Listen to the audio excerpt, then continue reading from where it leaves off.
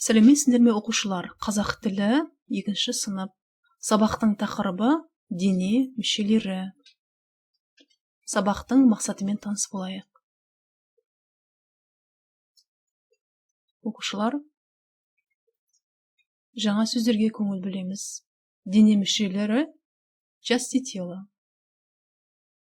Менің көзім, мынау көз.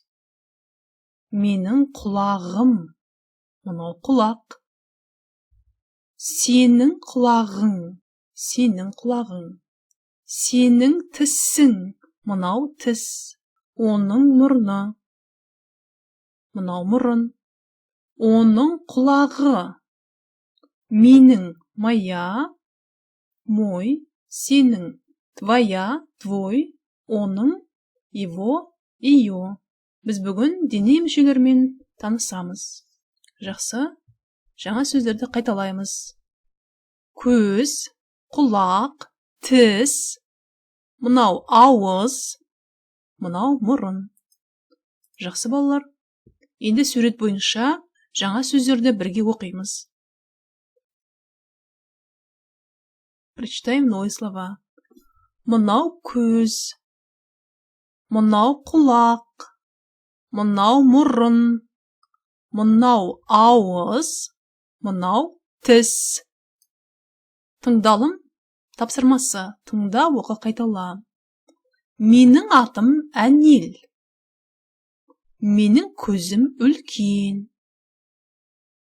Құлағым кішкентай. Мұрным әдемі. Аузым кішкентай. Тісім ақ. Балалар, мәтіннің тақырыбын анықтайық. Мәтіннің тақырыбы қалай аталады екен? Жалпы не туралы?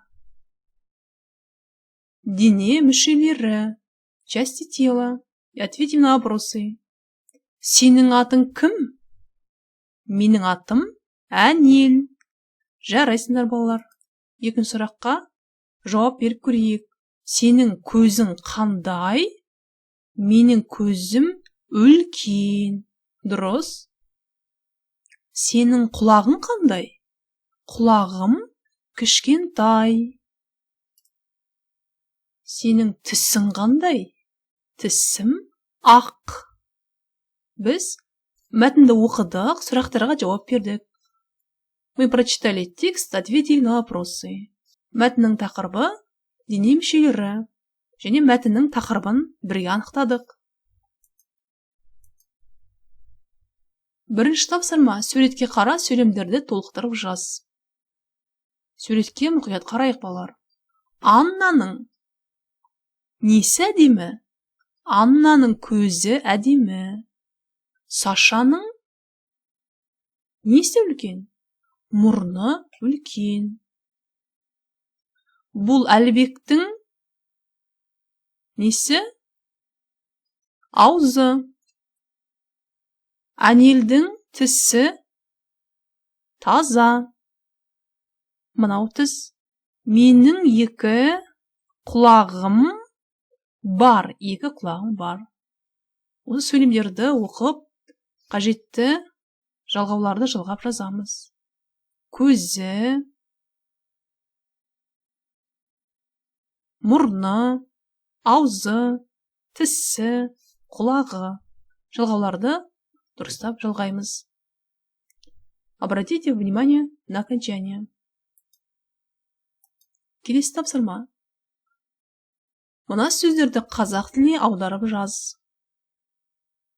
Біз дене мүшелерімен таныстық, суреттермен жұмыс жасадық, сұрақтарға жауап бердік. Мәтіннің тақырыбын анықтадық. Енді қазақ тіліне аударып жазамыз балалар.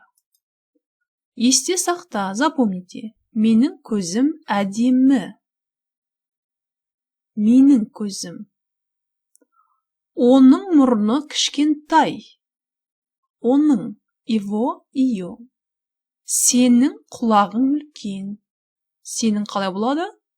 Твой, твоя. Оның аузы кішкентай. Жақсы балалар. Сабағымыз аяқталды. Сау болыңдар балалар. Келесі кездескенше.